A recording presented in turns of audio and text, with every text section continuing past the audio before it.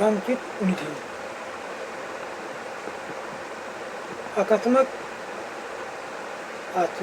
आकस्मिकता निधि तथा राज्यों के लिए आवंटनों के लिए आवश्यक धन के अतिरिक्त भारत सरकार को राजस्व या उसके द्वारा लिए गए करों आदि से भारत जो भी धन मिलेगा भारत को जो भी धन मिलेगा उससे भारत की संचित निधि बनेगी। सभी राज्यों के लिए अन्य सभी धनराशियाँ संबंधी राज्य के लोग खातों में जमा की जाएगी। विधि के प्राधिकार के बिना संचित निधि से कोई राशि नहीं निकाली जाएगी। लोक खातों पर यह प्रतिबंध लागू होता है अनुच्छेद 266 अनुसार।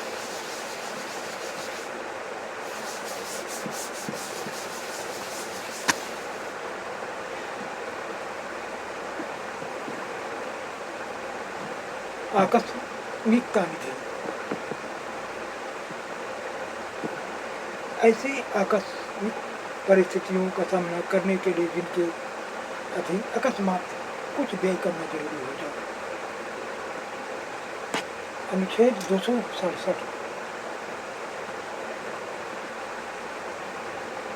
संसद तथा राज्यों के विधानमंडलों को अपनी अपनी आकस्मिक निधियां स्थापित करने का प्राधिकार देता है। आकस्मिकता निधि संघ या राज्य सरकार राष्ट्रपति या राज्यपाल के हाथ में रखी जाती है ताकि वह अप्रत्याशित व्यय की पूर्ति के बाद से तब तक के लिए अग्रिम धन दे सके जब तक विधानमंडल से प्राधिकृत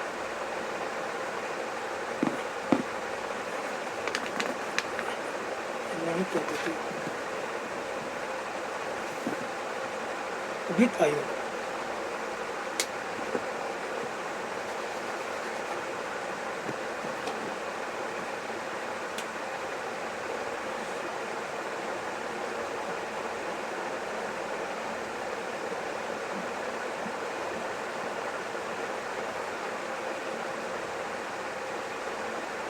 अनुच्छेद 280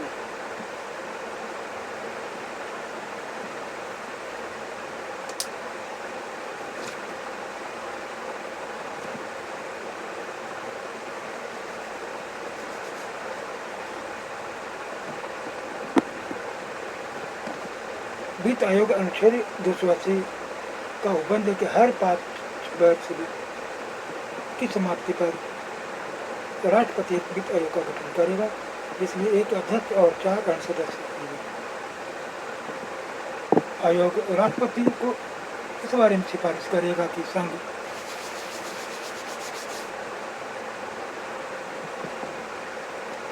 तथा राज्यों के बीच आगामी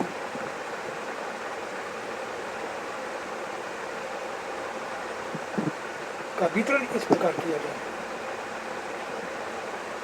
आगमों का वितरण किस प्रकार किया जाए आयोग राष्ट्रपति को इसके बारे में सिफारिश करेगा। तो इस बारे में भी सुझाव देगा कि भारत की संचित निधि से राज्यों को सहायता अनुदान किन सिद्धांतों के आधार पर दिए जाए। राष्ट्रपति आयोग की सिफारिशों को तथा उन पर की गई कार्रवाई को संसद के प्रत्येक सदस्य के समक्ष रखवाएगा। संपत्ति का अधिकार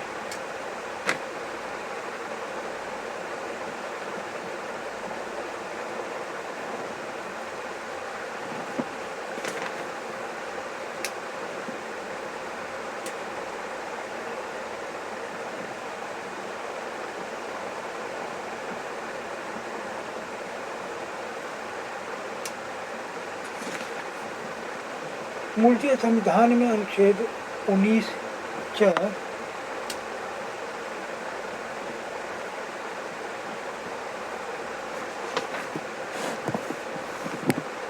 और 31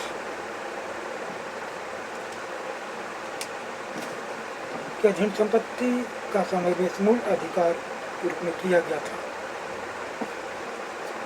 44वें संविधान संशोधन के द्वारा 20 जून 79 से अनुच्छेद 19 से 31 का विलोपन कर दिया गया। इसके साथ ही एक नया अनुच्छेद 300 का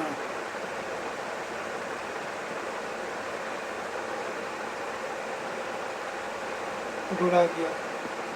इसमें कहा गया कि किसी व्यक्ति को उसकी संपत्ति के विधि के प्राधिकार से ही वंचित किया जाएगा, अन्यथा नहीं।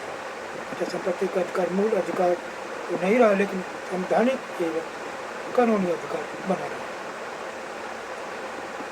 अनुच्छेद 300 का के अधीन अधिकार के उल्लंघन की दशा में जहाँ अनुच्छेद 32 के अधीन उच्चतम न्यायालय की रिट अधिकारिता का अब उल्लंघन नहीं किया जा सकता है।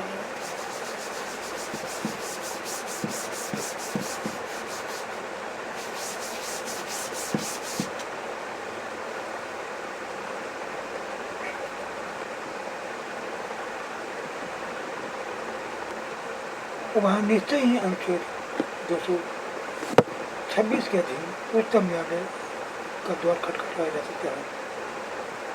अनुच्छेद 300 का के अधीन पारित किसी विधि की वैधता की चुनौती इस आधार पर दी जा सकती है कि किसी नागरिक को उसकी संपत्ति से वंचित करने के लिए मुआवजे के भुगतान के रूप में कोई व्यवस्था नहीं की गई है।